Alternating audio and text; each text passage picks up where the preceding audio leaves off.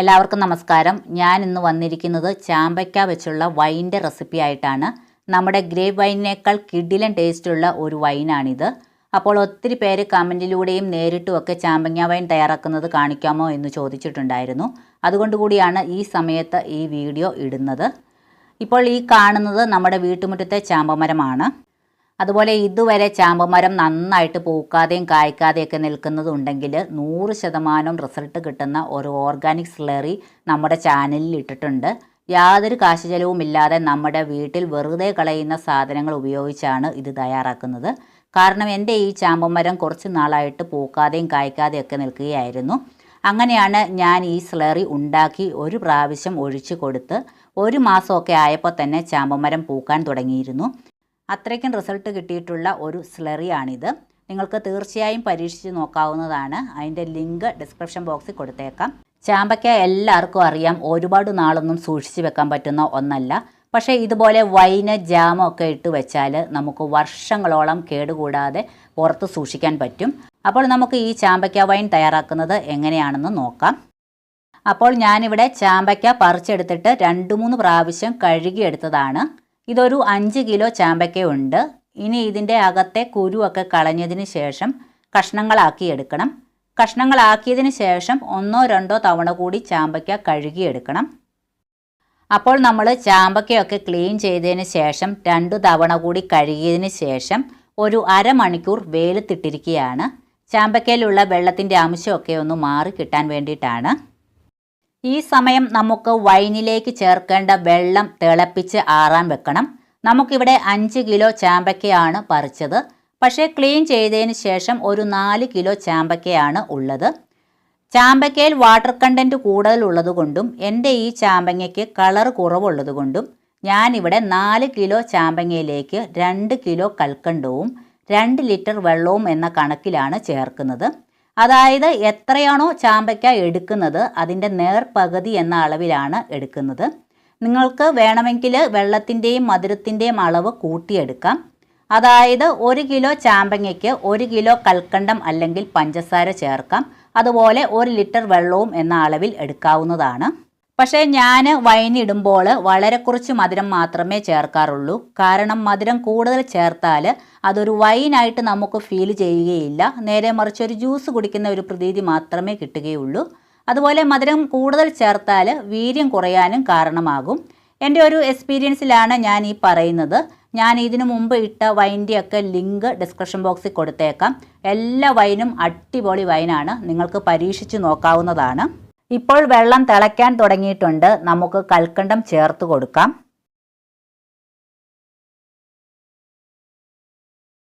ഇപ്പോൾ വെള്ളത്തിൽ കൽക്കണ്ടം അലിഞ്ഞ് നന്നായിട്ട് തിളച്ച് വന്നിട്ടുണ്ട്. ഇനി നമുക്കിത് നന്നായിട്ട് ചൂടാറാനായിട്ട് മാറ്റി വെക്കാം.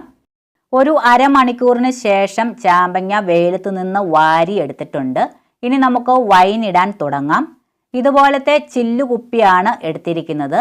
ഈ കുപ്പി ചൂടുവെള്ളം ഒഴിച്ച് കഴുകി വെയിലത്ത് വെച്ച് നന്നായിട്ട് ഉണക്കിയെടുത്തതാണ്.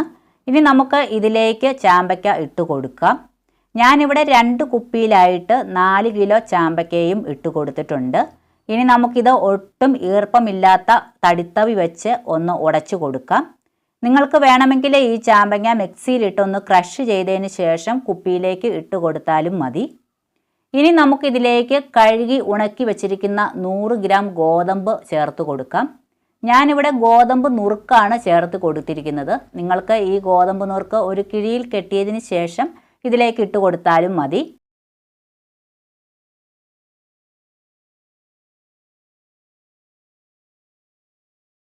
അടുത്തത് 2 ടീസ്പൂൺ ഈസ്റ്റ് ഇട്ട് കൊടുക്കാം.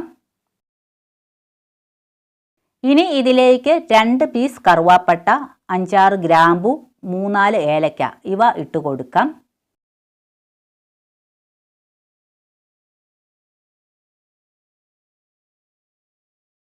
അടുത്തത് എടുത്തിരിക്കുന്നത് ഒരു മുട്ടയുടെ വെള്ളയാണ്.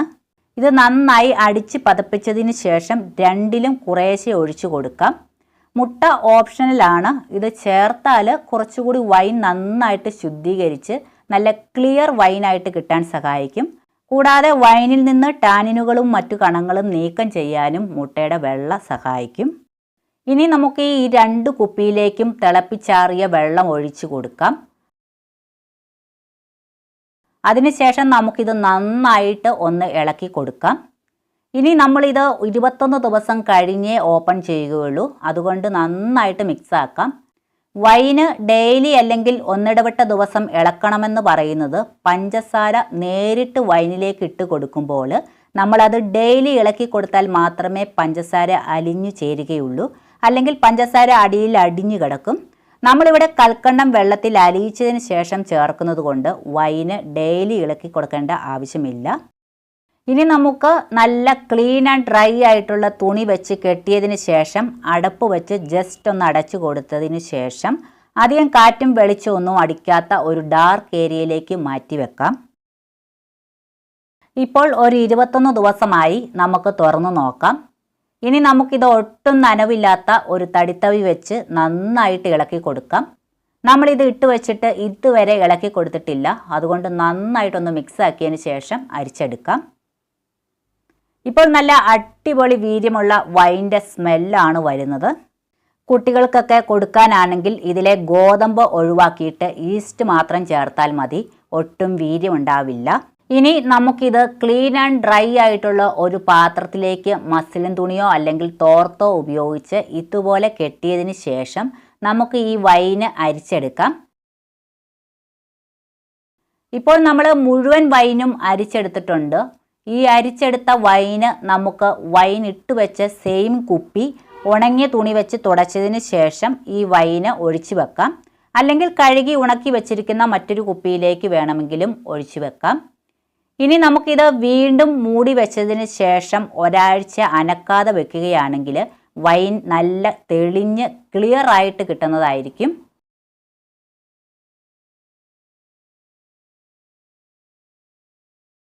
ഇപ്പോൾ നമ്മൾ വൈന് തെളിഞ്ഞ് കിട്ടാനായിട്ട് ഊറ്റി വെച്ചിട്ട് 3 ദിവസം കഴിഞ്ഞു. നന്നായിട്ട് തെളിഞ്ഞു വന്നിട്ടുണ്ട്. നിങ്ങൾക്ക് കാണുമ്പോൾ മനസ്സിലായിട്ടുണ്ടാവാം ഇതിൻ്റെ അടിയിൽ മട്ടൊക്കെ ഊറിക്കിടപ്പുണ്ട്. നമുക്കിത് തുറന്നു നോക്കാം. ഇനി നമുക്കിത് ഒരു വൈൻ ഗ്ലാസ്സിലേക്ക് ഒഴിച്ച് കാണിക്കാം. ഇതാണ് നമ്മുടെ ചാമ്പയ്ക്ക വൈന്. നല്ല ക്ലിയർ ആയിട്ട് കിട്ടിയിട്ടുണ്ട്. ഇനി ഈ വൈന് ഇരിക്കും തോറും കൂടുതൽ ക്ലിയർ ആയിട്ട് വരും. അതുപോലെ ഇരിക്കും തോറും വൈനിൻ്റെ വീര്യവും കൂടി വരും. അപ്പോൾ നമ്മുടെ വീട്ടുമുറ്റത്തും പറമ്പിലും എല്ലാം പഴുത്ത് തുടുത്ത് നിൽക്കുന്ന ചാമ്പയ്ക്ക വേസ്റ്റാക്കി കളയാതെ കഴിക്കുന്നതിലൂടെ ആരോഗ്യത്തിന് നിരവധി ഗുണങ്ങളാണുള്ളത്. ചാമ്പയ്ക്കയിൽ ധാരാളം വൈറ്റമിൻസും പോഷകങ്ങളും അടങ്ങിയിട്ടുണ്ട്. ചാമ്പയ്ക്കയിൽ ധാരാളം ഫൈബർ അടങ്ങിയിരിക്കുന്നതിനാൽ തന്നെ ദഹനം നല്ല രീതിയിലാക്കുവാനും മലബന്ധം ഇല്ലാതാക്കാനും വളരെയധികം സഹായിക്കും. കൂടാതെ ചാമ്പയ്ക്കയിൽ ധാരാളം ജംബോസിൻ അടങ്ങിയിരിക്കുന്നതിനാൽ ഇത് പ്രമേഹത്തെ നിയന്ത്രിക്കുവാൻ സഹായിക്കുന്നുണ്ട്. ജംബോസിൻ എന്ന് പറയുന്നത് ഒരു തരം ആൽക്കൈഡാണ്. അതുപോലെ ചാമ്പയ്ക്ക ജ്യൂസ് ഉണ്ടാക്കി കുടിക്കുന്നതിലൂടെ വൃക്കയിലും കരളിലും എല്ലാം അടിഞ്ഞു കിടക്കുന്ന വിഷത്തെ പുറന്തള്ളി നല്ല ആരോഗ്യകരമായ ശരീരം നിലനിർത്താൻ സഹായിക്കുന്നതായിട്ട് പല പഠനങ്ങളും തെളിയിച്ചിട്ടുണ്ട്. ഈ കഴിഞ്ഞ ആഴ്ചകളിലൊക്കെ ഞാൻ ചാമ്പയ്ക്ക വെച്ചിട്ടുള്ള അടിപൊളി ജ്യൂസും അതുപോലെ വളരെ രുചികരമായിട്ടുള്ള ചാമ്പയ്ക്ക അച്ചാറും നമ്മുടെ ചാനലിൽ ഇട്ടിട്ടുണ്ട്.